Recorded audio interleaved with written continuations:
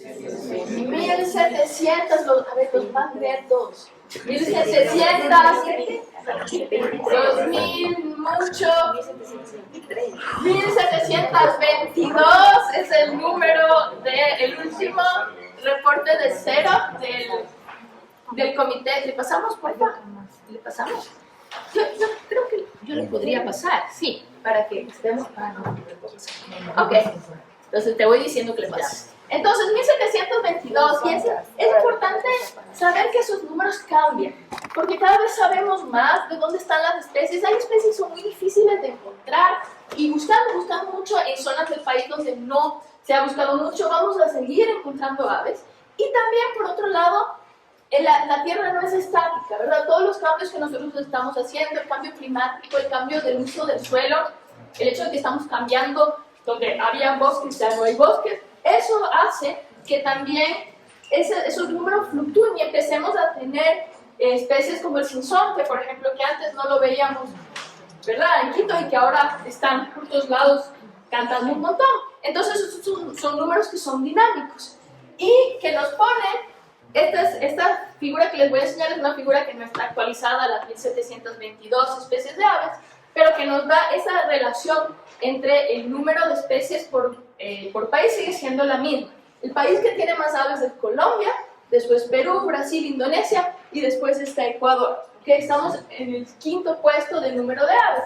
Y esos números grandes que están en cada uno de esos países son las especies endémicas. Entonces es común que los endemismos estén relacionados, la cantidad de especies endémicas también está relacionada a la cantidad de especies de aves, porque las especies de aves se hacen muchas en sitios muy particulares, con condiciones muy especiales, que lo que hace es que sigan habiendo más y más y más especies si es que nosotros no disturbamos esos procesos evolutivos que generan más especies. ¿Okay?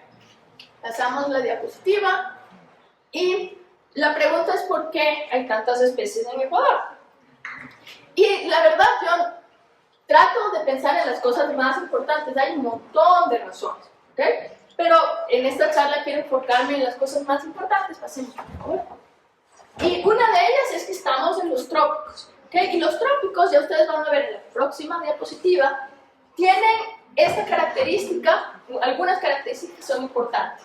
Este es un mapa del mundo, ¿verdad? Donde vemos dónde hay más especies de aves. Es parecido al mapa que acabamos de ver, solo que ahora no vemos por países, sino que vemos por regiones. Entonces, en Sudamérica tenemos muchas especies en la parte tropical, en África, en el sureste de Asia y en Oceanía tenemos muchas especies. Y eso básicamente, las razones más importantes para mí son dos. La una, para los científicos, que saben más que yo. La una es que en los trópicos hay mucha estabilidad. Las condiciones son siempre muy parecidas. Sí tenemos épocas lluviosas, épocas secas, pero no es como en el norte o en el sur donde cambia mucho la temperatura. A veces en invierno hace mucho frío, en el verano hace mucho calor y no todas las especies pueden vivir en esas condiciones. Entonces eso lo que hace es que en esas condiciones tan difíciles haya pocas especies y en estas condiciones que son más fáciles, siempre más o menos la misma temperatura, siempre más o menos la misma comida, siempre más o menos los mismos compañeros en la vida, ¿verdad? Hace que sean sitios más fáciles para vivir. La otra razón es lo que llamamos la productividad.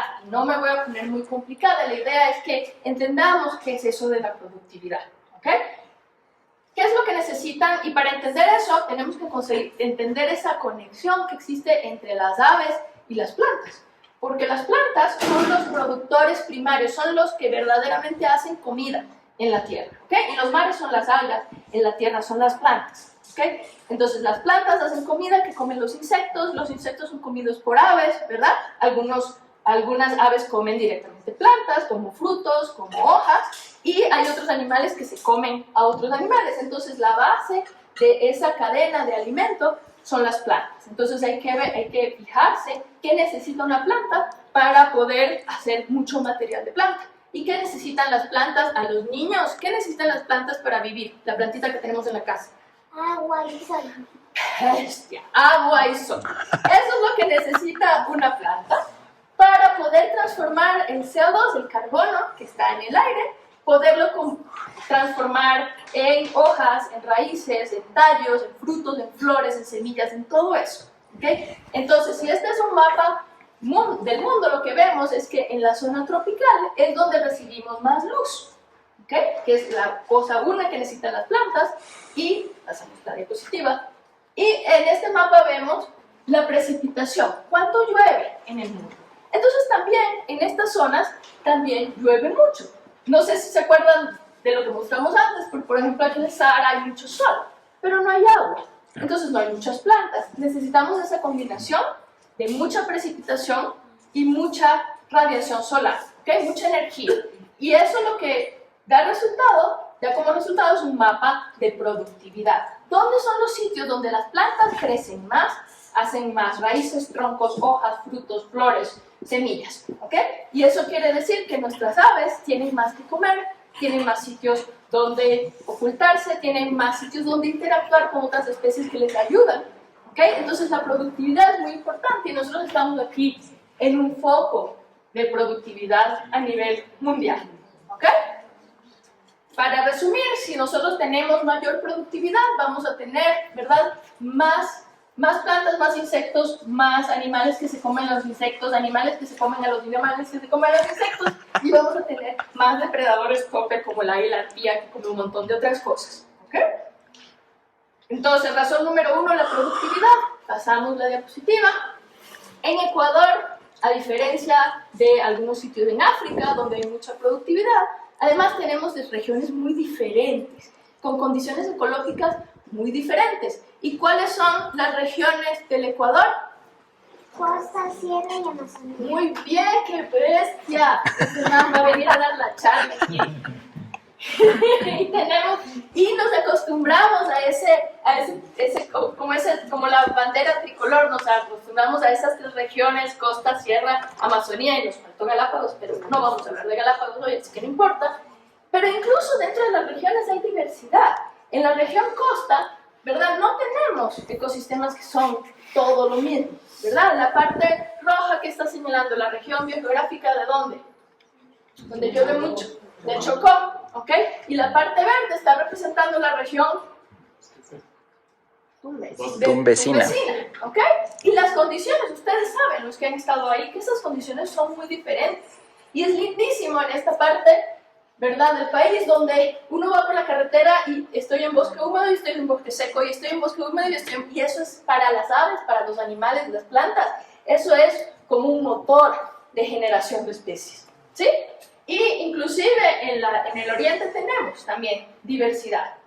Y si nos vamos al sur, es mi zona favorita del país, donde todo se mezcla. Y entonces ahí está, por aquí está, donde todo eso se mezcla, una islita de Andes, donde está la nueva especie endémica del Ecuador, descrita hace unos 3 años, ¿qué es? ¿Cuál?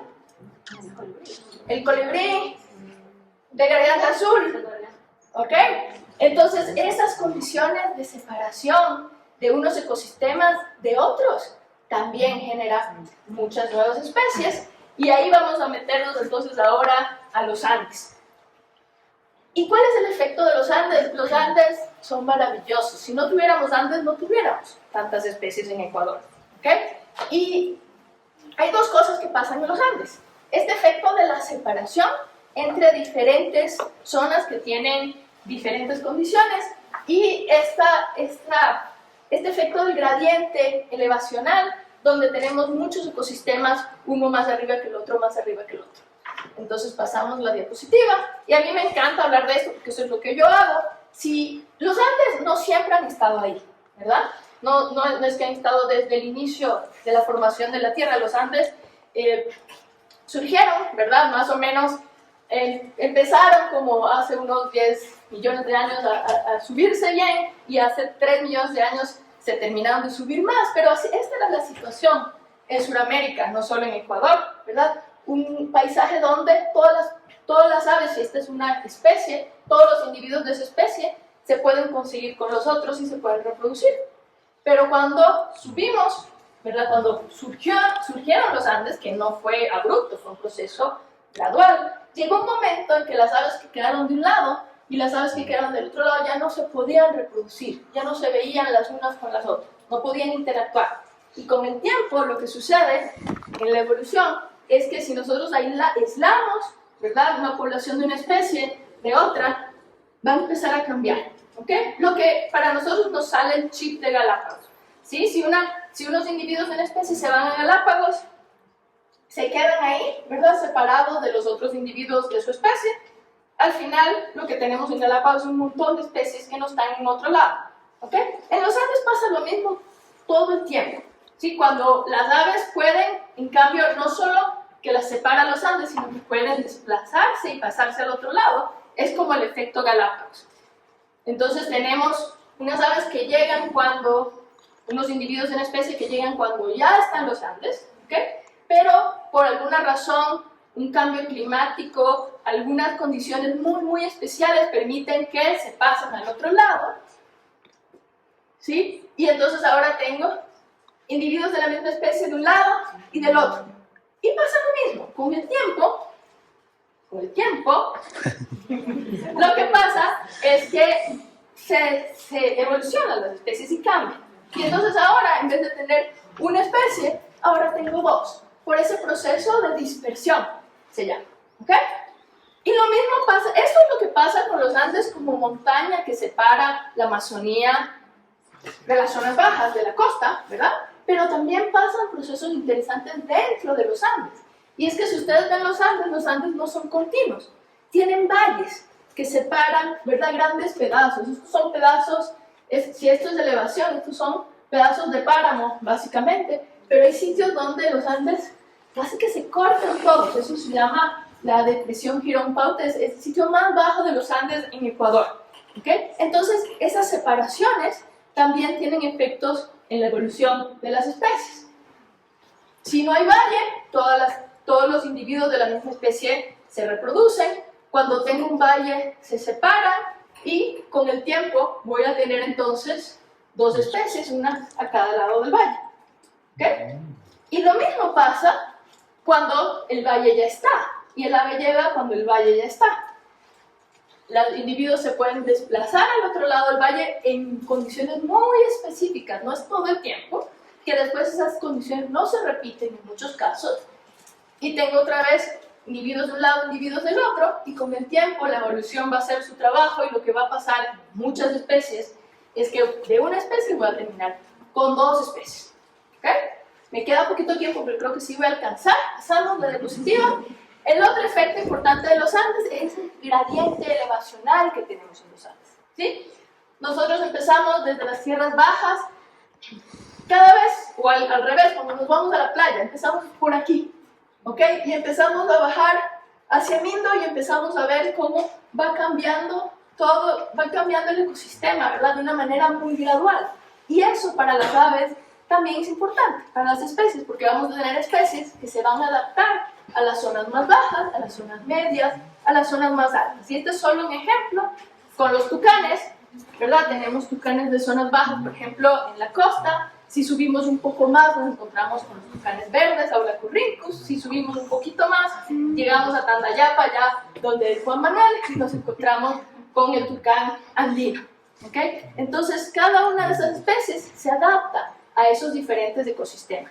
Y lo logré porque esos son mi resumen de por qué hay tantas especies en Ecuador, por su posición tropical, que no solo afecta al Ecuador, afecta a todos los países que están en la zona tropical, por su diversidad de regiones y por el efecto de los Andes, que es muy importante, no solo para tener, porque en la Amazonía hay muchas especies, ¿verdad? Pero en los Andes las especies cambian más, en espacios más chiquitos, y eso también genera mucha diversidad y es muy importante.